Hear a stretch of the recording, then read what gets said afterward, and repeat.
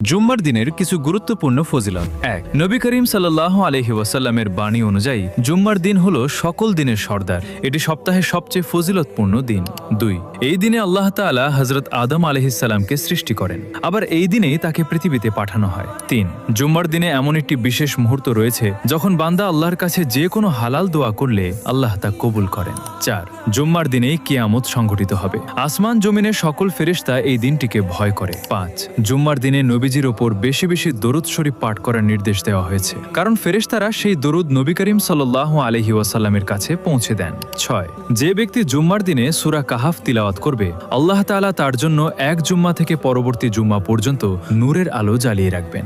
৭। জুম্মার দিনে ফেরেশতারা মসজিদের দরজায় দাঁড়িয়ে নামাজে আগমনকারী মুসল্লিদের নাম লিপিবদ্ধ করেন। ৮। জুম্মার দিনে গোসল করা, খুতবা মনোযোগ দিয়ে শোনা এবং নামাজ আদায় করলে এক জুম্মা থেকে পরবর্তী জুম্মা পর্যন্ত ছোট ছোট গুনাহ